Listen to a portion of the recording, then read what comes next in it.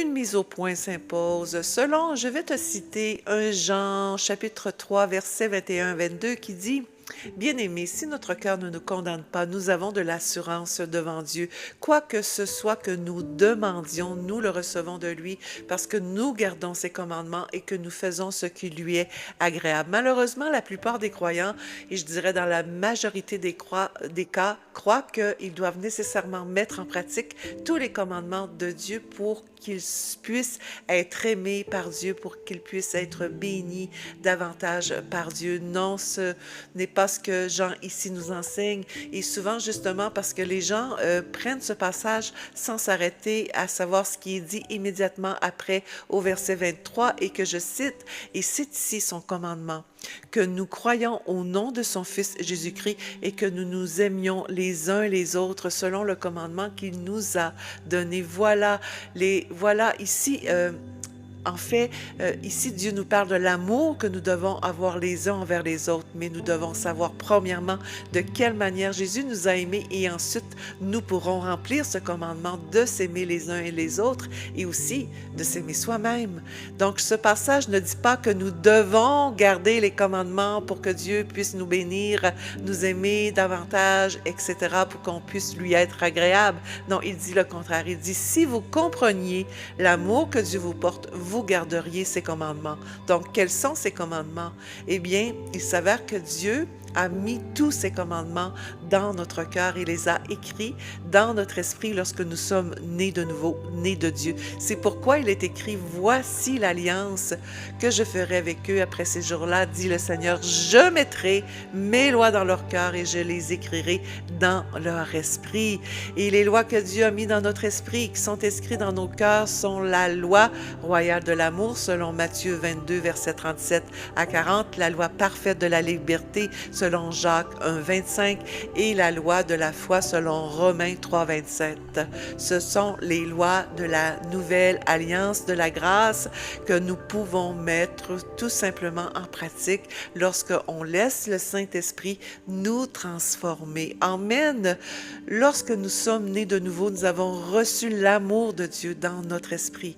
L'amour de Dieu, l'amour parfait de Dieu est déversé en nous grâce à Jésus qui nous a aimés de tout son cœur, de toute son âme et de toute sa pensée, oui, à la croix, parce que en accomplissant la loi, tous les commandements de Dieu, eh bien, Jésus nous a ainsi aimés parfaitement, parce que Jésus l'a dit, il n'est pas venu pour abolir la loi et les prophètes, mais pour l'accomplir. Il n'y a que Jésus qui a pu mettre en pratique tous les commandements de Dieu. Je le répète, il n'y a que Jésus qui a pu mettre en pratique tous les commandements de Dieu sans jamais échouer.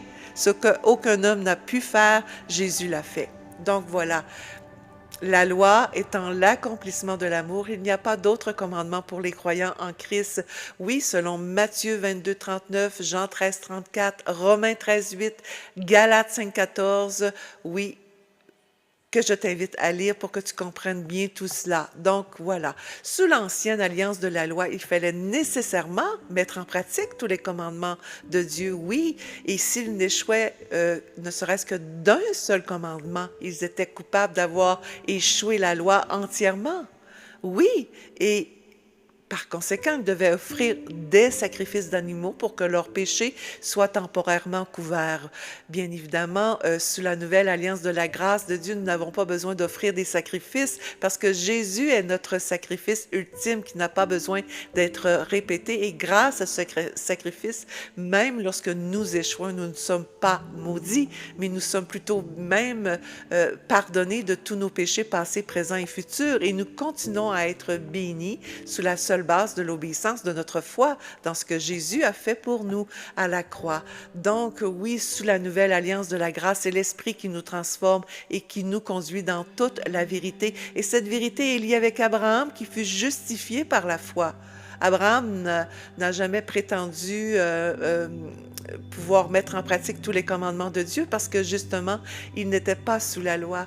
Oui, il était sous la grâce de Dieu. Abraham est le père de tous les croyants, nous enseigne aussi que l'essence même de l'Évangile est que le juste vivra par la foi, selon Romains 1,17. Cette déclaration du juste vivra par la foi est liée à notre justice, au don de notre justice. Donc, cela nous rappelle que nous héritons de la bénédiction grâce à notre justification par la foi et non en fonction de nos œuvres, nos performances, en fonction de cette mise en pratique de ces commandements de la loi qui, pourtant, bien évidemment, c'est Jésus qui les a mis en pratique. Ce n'est pas nous, ce n'est pas à nous. Voilà. Malheureusement, beaucoup de croyants, justement, prennent des passages de l'ancienne alliance de la loi. Ils prennent les commandements de la loi de Moïse. Ils transfèrent cela sous la nouvelle alliance de la grâce en étant convaincus qu'ils doivent nécessairement les mettre en pratique pour être bénis. Par exemple, nous avons cet exemple avec ce commandement de Deutéronome, chapitre 6, verset 5, qui dit « Tu aimeras Dieu de tout ton cœur, de toute ton âme et de toute ta pensée. » Franchement, ce commandement n'est pas pour les croyants nés de nouveau. Je le répète, c'est Jésus qui a aimé Dieu de tout son cœur, de toute son âme et de toute sa pensée. Voilà, c'est très important à comprendre encore une fois. Je le répète, Jésus n'est pas venu pour abolir la loi et les prophètes, mais pour l'accomplir. Soyons honnêtes, est-ce qu'on peut prétendre pouvoir aimer Dieu de cette façon, à ce niveau de perfection? Bien sûr que non, nous aimons Dieu, mais prétendre pouvoir aimer Dieu ainsi, c'est ne soyons pas religieux, ne soyons ni prétentieux. Donc même David, que la Bible décrit comme un homme selon le cœur de Dieu, n'est pas parvenu à aimer Dieu de cette façon. C'est humainement impossible. Voilà. Jésus a cité ce commandement, tu aimeras Dieu de tout ton cœur, de toute ton âme et de toute ta pensée dans l'Évangile de Matthieu au chapitre 22, versets 34 à 39. Mais il n'a pas cité ce commandement pour que nous soyons dans l'obligation de le mettre en pratique. Non, il a voulu confronter les religieux, les pharisiens, les sadducéens pour justement dévoiler l'hypocrisie de leur cœur parce qu'ils prétendaient aimer Dieu ainsi. Et Jésus savait que c'était faux. Ils prétendaient même pouvoir aimer leur prochain et Jésus savait aussi qu'il n'avait jamais levé le petit doigt pour aider qui que ce soit. Donc voilà, c'est pour cette raison qu'il a été cité dans l'Évangile de Matthieu. Maintenant, dans 1 Corinthiens 13, nous avons les caractéristiques de l'amour, mais ce n'est pas la définition de l'amour de Dieu. La vraie définition de l'amour de Dieu est décrite par l'apôtre Jean, oui, dans 1 Jean chapitre 4, verset 10, qui dit « Et cet amour consiste non point en ce que nous avons aimé Dieu, mais en ce qu'il nous a aimés et a envoyé son Fils victime expiatoire pour nos péchés. » Maintenant, est-ce que tu as remarqué que l'amour de Dieu est intimement lié au pardon de tous tes péchés? Amen. Tandis que tu n'avais aucun égard pour Dieu, eh bien Dieu t'a aimé en premier à travers l'œuvre achevée de Jésus à la croix, oui. Et lorsque tu étais encore un pécheur, une pécheresse, Dieu t'aimait déjà à un point tel que Jésus est venu se sacrifier pour toi. Donc, sous la grâce, Dieu veut que tu te concentres sur cet amour qu'il te porte. Et si nous sommes, je le répète, si nous sommes en mesure d'aimer Dieu, c'est parce que Jésus nous a aimés en premier. Déjà, sur ce point, nous n'avons aucun mérite. Et c'est justement lorsque nous avons compris cet amour inconditionnel de Dieu pour nous que je répète que nous pouvons justement accomplir le commandement de Jésus qui est celui de s'aimer les uns les autres et soi-même. Voilà. Je le répète, ne soyons pas religieux ni prétentieux. Dieu nous aime parce qu'il est amour. Il est amour et la source qui découle de tout amour, effectivement, quand nous savons et croyons que Dieu nous aime, d'un amour sacrificiel, parfait, toujours fidèle, qui n'abandonne jamais, nous sommes stables et nous ne sommes plus agités par la peur, la condamnation. Voilà, et dans la mesure où nos cœurs sont remplis de cette conviction, de cet amour pour nous et qui n'échoue jamais, nous sommes rendus capables de tenir ferme. Oui, tenir ferme, alors que au lieu de partir, au lieu de s'enfuir, nous restons. Oui, parce que si l'amour de Dieu était réellement compris de cette façon, compris parce que souvent dans l'Église, on nous incite, vous devez aimer Dieu, vous devez toujours, c'est toujours nous, hein, c'est toujours nous, mais jamais ce que Dieu a fait à travers Jésus, jamais.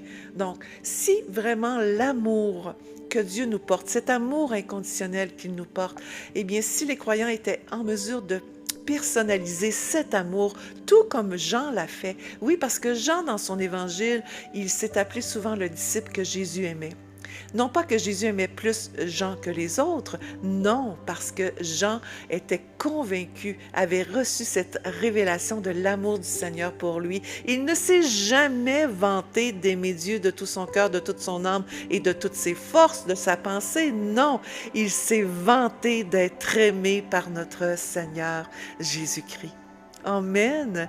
Et si cela était appliqué, si nous appliquions, si nous serions capables aussi de personnaliser cet amour et de se vanter de cet amour, eh bien, je crois vraiment qu'il n'y aurait pas autant de division dans l'Église, de rejet, d'abandon, voire de l'indifférence entre frères et sœurs. Nous serions plus disposés aussi à aider nos frères et nos sœurs.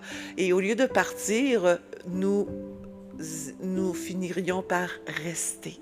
Amen. Donc voilà, soyons comme des gens de nous-mêmes. Vantons-nous que nous sommes aimés par Jésus.